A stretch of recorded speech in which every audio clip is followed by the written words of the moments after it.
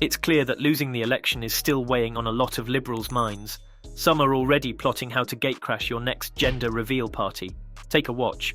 My most toxic trait is that I want to befriend Republicans so that they can have a trans friend. And then when they get pregnant or have a baby, I want them to invite me to the gender reveal party and convince them that being the way I became trans is like a witch came up to me, a transgender witch came up to me and like forced me to be transgender. And then I'm gonna like put my hand on the stomach before they pop the balloon at the gender reveal party, and I'm gonna go, ah! Your baby is now transgender. I want to do it so bad. I want every old lady there to keel over and die, have a heart attack. Ugh, that sounds like so much fun. A girl can dream. If an immigrant does a crime and you're more focused on the fact that he's an immigrant and needs to be deported than the actual crime itself, you're an idiot. Oh, hey, do you want to sit with us? My name's Arson. That's Bug. It doesn't really talk much. Say something, Bug. Bug. Yeah. What are you eating? What? A sandwich? Oh, no, it's okay. It kind of triggers him. If you cannot eat that around them... Oh. Their pronouns are they, it, ze, zer. What are yours? She, her. Ugh. Sorry, we don't really like those. No. Bug. Stop, hey. This isn't you. Sorry about that. He gets a little nervous. My pronouns are these are and... I'll tell you what I'm doing this afternoon. I'm going to bet $358,000 on Harris because on Polymarket, it's 62.38. Because my observation is that the people who go to these betting sites tend to be younger, tend to be more male.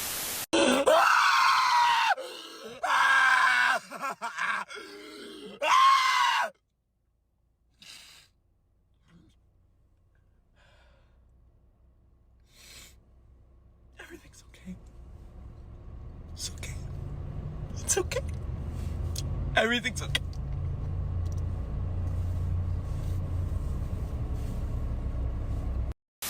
To the Western leaders, your borders are fading. Your disease is being sucked out, and the unity of the Islamic Brotherhood is taking form. The Sons of Islam have already pledged that this battle is a battle of either victory or martyrdom. We reject your flags, and the call for jihad has started, and it won't be long before it is you that will be feasted upon.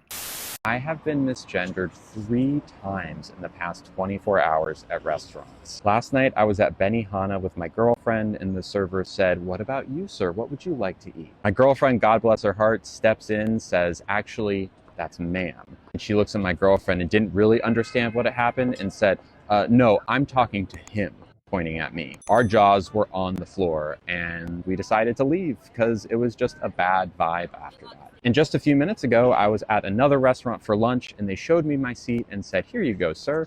And I said, "I am not a sir." And then I left because I wasn't comfortable anymore. And I went to a new restaurant, and I asked, before I sit down, where's the bathroom, please? And they said, "Oh, it's right this way, sir." And I just left because I wasn't comfortable anymore. If you're a server in the food industry, you don't need to use words like sir or ma'am. There are ways to be respectful without using those words. And if you get it wrong for someone like me, I will probably leave the restaurant. And it puts like a bad vibe on my day when it happens, especially when it happens 3 times in a row. I don't do the pledge. I don't do the pledge, and I don't stand for the national anthem, and I haven't for a little over a decade. You want to see?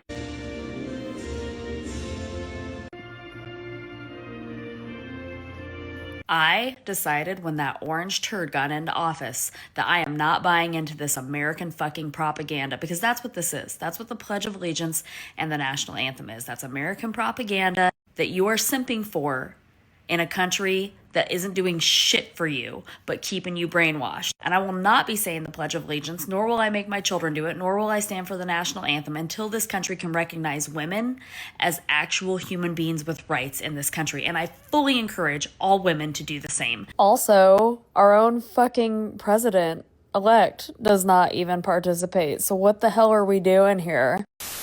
I need everyone with even an ounce of respect for queer people to stop scrolling. Because I need your help. I'm an 18-year-old lesbian filmmaker, and you might have heard of that one project of mine, Rebel, the one about the lesbians overthrowing the dystopian government. Yeah, well, I'm still working on that, and I still need your help to make it a reality. More people have been reaching out to me, which is amazing. But the thing is that in the past, I was told that no one would ever watch it. I don't want that to happen again, because I know that there's an audience out there for this kind of movie, and if I keep passing follower goals, if people keep posting on this hashtag, and if we keep the momentum for this movie going, then there's no chance that they can say no to this. Please share this video with everyone you can, follow if you haven't already, and comment to support. Thank you so much! Your daily reminder to never get into a fight with a gay person. It doesn't matter how small or like weak they might seem. Every gay person has an unlimited amount of internal suppressed rage that they can access at any point, no matter how calm they seem. And I'm just going to give you an example of what that looks like. I'm not angry right now. I'm actually completely calm. To me, I'm even going to just sit like this, you know?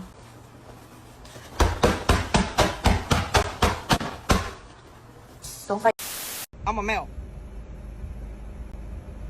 Okay? Okay. So, what are you so I can call you a sir or ma'am? What are you? What would you assume looking at me? What are you? What would you assume looking at me? I assume that you're a man. Okay?